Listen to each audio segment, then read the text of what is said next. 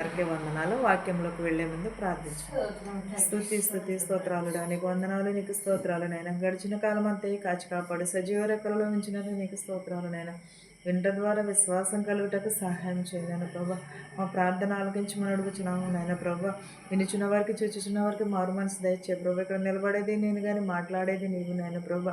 నా నోటి వెంట ఏం పలికించాలన్నా పలికించమని అడుగుచున్నాను నాయన ప్రభా.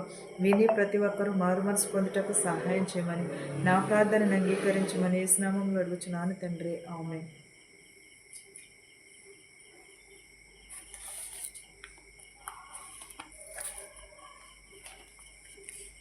లోక 1:37 చూద్దామండి. 1:37 దేవుడు చెప్పిన మాట అయినను నిర్ధారకము కానేరదు, ఆమెతో చెప్పాను. అందుకు మరియు ఇదిగో ప్రభువు దాసురాలును, నీ మాట చొప్పున నాకు జరుగునుగాక అనెను. అంతటా దూత ఆమె యొద్ద నుండి వెళ్ళిపోయాను. ఏంటది? దేవుడు చెప్పిన మాట ఏదైనాను సరే నిర్ధారకము కానేరదు. ఆమెతో చెప్పాను ఏమని? ఇదిగో దాసురాల, నీ మాట చొప్పున నాకు జరుగునుగాక అనెను. ఏంటది? మనం ఏదైనా ఒకటి అనుకున్నాం అనుకోండి, అది జరగాలనుకోండి, అది దేవుని ఆజ్ఞ లేనిదే జరగదు కదా. దేవుడు మనకి ఇవ్వకోకుండా కూడా ఏది జరగదు. అది దేవుడు చెప్తేనే తప్ప కానీ దేవుని చెప్పిన మాట ఏదైనా సరే నిర్ధారకము కానేరదని ఆమెతో చెప్పాను. ఆమెతో చెప్పినప్పుడు ఆమె ఏం చేసింది? మన జీవితాలలో దేవుడు పనికిరాని వాళ్ళమని అనేక మంది అనవచ్చు, కానీ మనుషులంటే అది జరగదు, కానీ దేవుడు అంటే మాత్రమే జరుగుతుంది. మన జీవితంలో అన్నమాట ఏ రోజున కూడా చాలామంది పెద్దలు అంటూ ఉంటారు కదా, అన్నమాట వెనక్కి తీసుకోలేము, మాట అనే ముందు ఒకసారి ఆలోచించి మాట్లాడుకోవాలని. కానీ దేవుడు అన్నమాట కంపల్సరీ కూడా జరుగుతుంది. దేవుడు అన్నమాట ఒక సున్నైనను ఒక పొల్లైనను కొట్టివేయడానికి ఏ మాత్రమును కూడా లేదు. ఎన్నడను కూడా మనము మనుషులంటే ఒకవేళ మనకి కీడు జరగవచ్చేమో, కానీ దేవుడు మనల్ని తలగా ఉంచుతానన్నాడు కానీ తోకగా ఉంచున్నాను అన్నాడు. అందుని బట్టి మనము దేవుడు ఎప్పుడు కూడా మనకు సఫలతనే దయచేస్తానని అంటున్నాడు. మన దేవుడు అన్నమాట ఎప్పటికీ కూడా అది కొట్టివేయబడటానికి లేదు. మనము ఎప్పుడును కూడా దేవుని యందు నిరీక్షణను కలిగి వేచి చూడాలి. దేవుడు నీ పక్షాన అనేకమైన కార్యములు చేయబోచున్నాడు.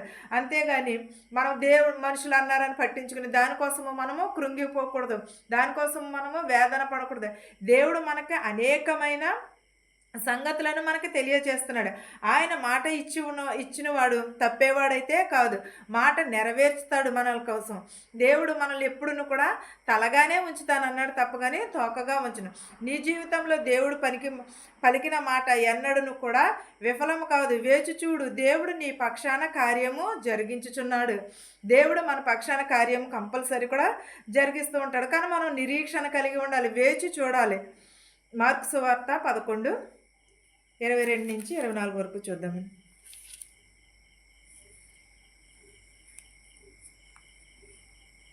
అందుకు యేసు వారితో ఇట్లా నేను, మీరు దేవుని యందు విశ్వాసముంచుడి. ఎవరి యందు విశ్వాసం ఉంచాలి? అందుకు మనం సఫలతను కావాలనుకున్నప్పుడు దేవుని యందు ఏమని కలిగి ఉండాలి? నిరీక్షణ కలిగి ఉండాలి. దేవుని యందు మనము విశ్వాసమును కలిగి ఉండాలి. అందుకు యేసు వారితో ఇట్లా నేను, మీరు దేవుని యందు విశ్వాసముంచుడి అన్న. మనం విశ్వాసపరులమైనా నిజంగానే మనం, లేకపోతే పైకి మనము విశ్వాసపరులమని చెప్పుకుంటున్నామా?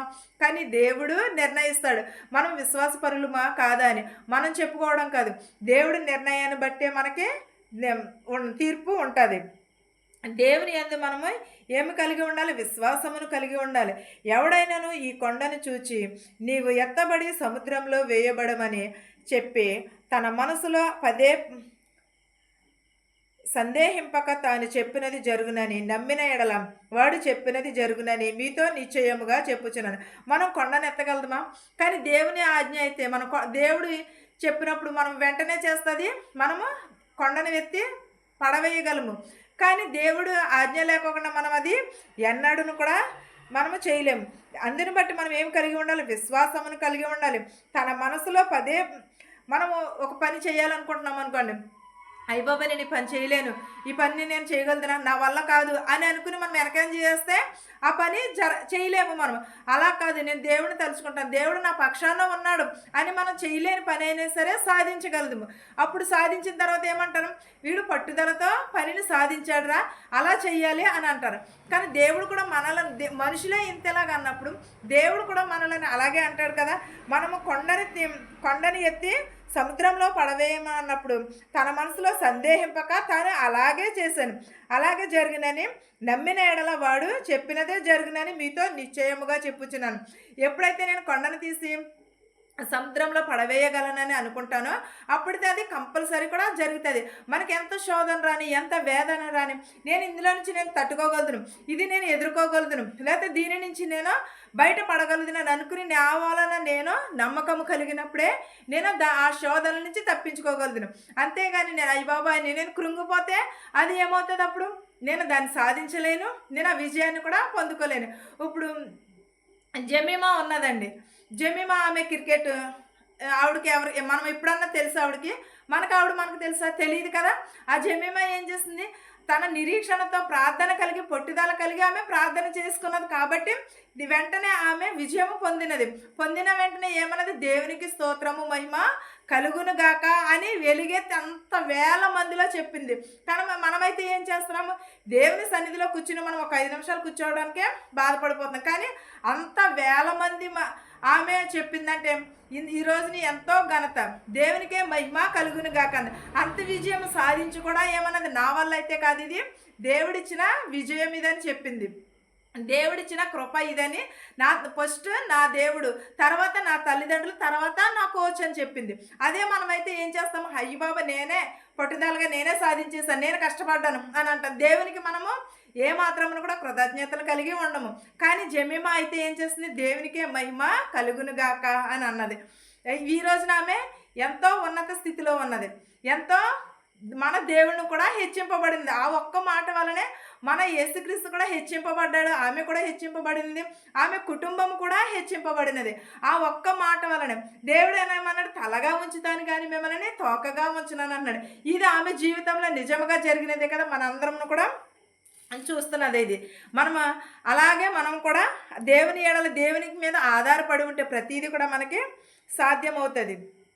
మనం జరిగినది అని నిశ్చయముగా చెప్పుచున్నాను. అందుచేత ప్రార్థన చేయనప్పుడు మీరు అడుగుచున్న వాటినెలను పొందుచున్నామని నమ్ముడి, అప్పుడు అవి మీకు కలుగునని మీతో చెప్పుచున్నాను. మనం ప్రార్థన చేసినప్పుడు విశ్వాసంతో ప్రార్థన చేస్తున్నాం, నమ్మకంతో ప్రార్థన చేస్తున్నాం.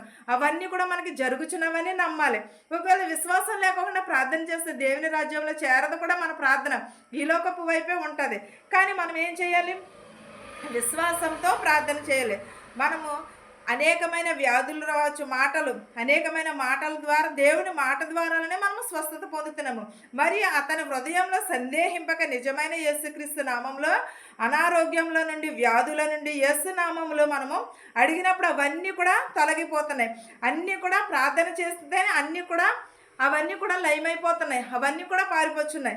అధికముగా ఆశీర్వాదములు పొందుచున్నాము. మనం ప్రార్థన చేస్తున్నాం కదా అని మనం నిర్లక్ష్యం చేయకూడదు. విశ్వాసం కలిగి ప్రార్థన చేయమని అంటున్నాడు. నిన్ను స్వస్థపరచు యెహోవాను నేనే అన్నాడు. రోగులను స్వస్థపరచడానికి దేవుడు ఆయన మనకి ఎప్పుడును కూడా తోడై ఉన్నాడు. ఇలా మనుషులను పంపలేదు, మనకి దేవదూతలను పంపించి ఉన్నాడు. ఆయన మనం ప్రార్థన చేయనప్పుడు దేవదూతలను పంపించి మనకు అవన్నీ కూడా దేవదూతలకు ఆజ్ఞాపించి అవన్నీ కూడా మన రోగములు కానీ మన శోధనలు కానీ అవన్నీ కూడా తొలగిపోతున్నాయి. కానీ మనుషులైతే ఒకవేళ పడిపోయామనుకో చెయ్యి అందించేవారు ఎవరును కూడా లేరు ఈ రోజుల్లోని. ఇంకా 4 రాళ్ళు వేసి ఇంకా కప్పెడదాము అని చూసేవాళ్లే తప్ప కానీ చెయ్యి అందించేవారే పడిపోయాడ్రా అని లేవనెత్తే వాళ్ళు ఎవరూ లేరు. కానీ మనుషులు లేవనెత్తకపోవచ్చేమో, దేవుడు మనకి ఎప్పుడును కూడా సహాయం చేస్తూ ఉంటాడు. మనకి ఎప్పుడును కూడా దేవుడు అండ ఉంటుంది. రోగులననే కాదు, ఎవరికైనా సరే దేవుడు ఆజ్ఞ లేనిది కూడా ఏది కూడా జరగదు.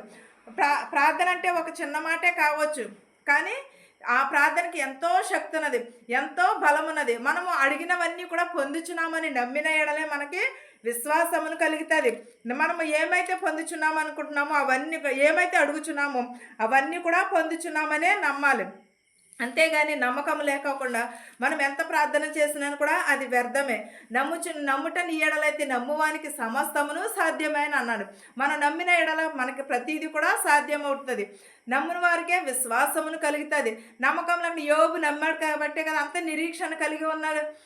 అందరినీ పోగొట్టుకున్నాడు యోబు, కానీ నిరీక్షణ కలిగి దేవుని యందు భయమును కలిగి ఉన్నాడు కాబట్టే అతని విశ్వాసము కోల్పోకుండా కడ వరకు కూడా భార్య విడిచిపెట్టినా ఎవరు విడిచిపెట్టినా సరే దేవుడిని మాత్రం విడిచిపెట్టలేదు.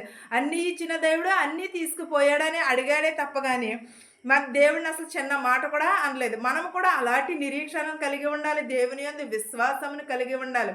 దేవుని రాకడ సమీపంలో ఉన్నది. ప్రతి ఒక్కరిని కూడా మారు మనసు పొందాలి. ఈ వాక్యము మీకును మాకును మనందరి కుటుంబాలకి తోడయుండునుగాక. ఆమేన్. ప్రార్థించుకున్నాం. స్తోత్రం స్తోత్రం స్తోత్రం ప్రభు. సర్వోన్నతుడ సర్వశక్తిమంతుడ కృపామయుడ దయామయుడ నీకు స్తోత్రాలు, నీకు వందనాలు నాయన. వినుట ద్వారా విశ్వాసం కలుగుటకు సహాయం చేయ ప్రభా. మాకు మారు మనసు దయచే ప్రభా. నేను స్వస్థపరిచి యెహోవా అని నేనే అన్నావు నేను ప్రభా. ప్రతి ఒక్కరికి నేను ప్రభా తలగా ఉంచుతాను కానీ తాకుగా ఉంచునన్నావు నాయన. ప్రతి ఒక్కరి కుటుంబంలో శాంతిని సమాధానం దయచే ప్రభా. నేను పిల్లలు లేని వారికి పిల్లలు దయచే ప్రభా. గర్భిణీ స్త్రీలకు సిలువని కానుక దయచే ప్రభా. వెధవరాలు బిడ్డని వెధవరాలను దీవించినాను ప్రభా. వృద్ధాప్యంలో ఉన్నవారిని నడి వయసులో ఉన్నవారిని దీవించినాయన ప్రభా. అంగవైకల్యం కలిగిన వారిని దీవించినాయన ప్రభా. చెవిటి వారిని మోగవారిని ప్రభా బాగు చేయమని అడుగుచున్నాను ప్రభా. నాయన ప్రభ కృంటివారు గ్రుడ్డివారిని కూడా బాగు చేయమని అడుగుచున్నాను నాయన ప్రభా. స్వస్థపరచు యెహోవా అని నేనే అన్నావు నాయన ప్రభా. స్వస్థపరచమని అడుగుచున్నాను నాయన ప్రభా. ప్రతి ఒక్కరికి నీ శాంతిని సమాధానమును దయచేయమని అడుగుచున్నాను నాయన. విరిగి నలిగిన హృదయము దయచే ప్రభా. బస్సులో వెలిచిన, రైల్లో వెలిచిన, ఆటోలో, ట్యాక్సీలో, బళ్ళ మీద వెలిచిన వారిని ప్రభా ప్రతి ఒక్కరిని వారు గృహాలకు చేర్చమని అడుగుచున్నాం ప్రభా. హాస్పిటల్లో అనేకమైన రోగములతో వ్యాధులతో ఉన్నారు నాయన ప్రభా. వారందరినీ స్వస్థపరచమని అడుగుచున్నాను ప్రభా. యవనస్తులు త్రెట్టిల్లు పోకుండా నీ పాదాలు చెంత చేర్చుకోమని అడుగుచున్నాం ప్రభా. హాస్పిటల్కి వెళ్తున్నాను అన్నారు ప్రభా. వారి రిపోర్ట్స్ అన్ని ప్రభా క్షేమంగా వచ్చుటకు సహాయం చేయమని అడుగుచున్నాను ప్రభా. పక్షవాతంతో బాధపడుచున్నారు ప్రభా. లేవనెత్తినాయన ప్రభా. నాయన ప్రభా. కుష్టి రోగంతో బాధపడుచున్న ప్రభా స్వస్థపరచు నాయన ప్రభా. నాయన ప్రభ నీకు తెలుసు నాయన ప్రభా. సమస్తమును చూచుచున్నవాడు నాయన ప్రభా. నీకు సాటు మరుగైనది ఏదీ లేదు నాయన ప్రభా. ప్రతి ఒక్కరి కుటుంబాలలో శాంతిని సమాధానం దయచే ప్రభా. ఇతర దేశంలో పనిచేసుకుంటున్న వారికి శక్తిని బలమును దయచే ప్రభా. మెడుకులకి వెలుచున్న వారిని, పీసీస్కి వెలుచున్న వారిని సఫలతను దయచే ప్రభా. ప్రయాణమై వెలుచున్న వారిని, వచ్చుచున్న వారిని ప్రభా క్షేమంగా వెళ్ళి క్షేమంగా వచ్చుటకు సహాయం చేయమని అడుగుచున్నాను నాయన ప్రభా. ప్రతి ఒక్కరికి మారు మనసు దయచే ప్రభా. ప్రతి ఒక్కరికి విరిగి నలిగిన హృదయమును దయచే ప్రభా. ప్రతి ఒక్కరికి ప్రభా నీ రాజ్యంలో చోటిమ్మని అడుగుచున్నాను నాయన ప్రభా. నీ రాజ్యంలో చేరే మనస్సును దయచే ప్రభా. మేము సహోదరి ప్రేమ కలిగి జీవించే భాగ్యమును దయచేయమని అడుగుచున్నాను ప్రభా. నిరీక్షణ లేని ఇతర వలే కాకుండా ప్రభా నిరీక్షణ కలిగి జీవించేవారుగా ఉండుటకు సహాయం చేయమని అడుగుచున్నాను నాయన ప్రభా. ఇంకను ఎవరినైతే మర్చిపోయింటే వారందరినీ దీవించమని ఆశీర్వదించమని అడుగుచున్నాను నాయన ప్రభా. నాయన ప్రభా నీకు తెలుసు నాయన ప్రభా. సమస్తము చూచుచున్నవాడు నాయన ప్రభా. నీకు వందనాలు, నీకు స్తోత్రాలు నాయన ప్రభా. నా కుటుంబం కూడా ప్రభా నిత్యము నిన్ను స్తుతించబడుటకు సహాయం చేయ ప్రభా. నా కుటుంబమును కూడా జ్ఞాపకం చేసుకోమని అడుగుచున్నాను ప్రభా. ప్రతి ఒక్కరికి దేశాలలో ఉన్న ప్రతి ఒక్కరిని దీవించమని అడుగుచున్నాము నాయన ప్రభా. మా కోసం ప్రభా యుద్ధములు చేయుచున్న వారిని దీవించిన ఆయన ప్రభా. వారి కుటుంబాలను దీవించిన ఆయన ప్రభా. ప్రతి ఒక్కరిని ప్రభ పేరు పేరు చెప్పున దీవించి ఆశీర్వదించమని అడుగుచున్నాను నేను. మా దేశాలని, మా సంఘాలని దీవించమని అడుగుచున్నాను ప్రభా. ప్రతి ఒక్కరికి ప్రభు శాంతిని సమాధానము దయచే ప్రభు. నా ప్రార్థనను నీ పాసాన్ని చేర్చుకోమని నజరేయుడైన యేసు నామములో అడిగి వేడుకొనుచున్నాను తండ్రి. ఆమేన్. పరలోకమందున మా తండ్రి, నీ నామము పరిశుద్ధపరచబడును గాక. నీ రాజ్యం వచ్చును గాక. నీ చిత్తము పరలోకమందు భూవేందు నెరవేరినట్లును మా అనుదిన ఆహారం నేడు మాకు దయచేయము. మరణస్తులను మేము క్షమించిన ప్రకారము మరణములను క్షమించుము. దుష్టి నుండి, శోధన నుండి తప్పించుము. రాజ్యమును, శక్తియు, మహిమయు నిరంతరము నీవై ఉన్నావు మా తండ్రి. ఆమేన్. నిచ్చిన వారికి, చూచుచున్న వారికి ప్రతి ఒక్కరికి మారు మనసు దయచేయమని అడుగుచున్నాను తండ్రి. ఆమేన్. అందరికీ వందనాలు.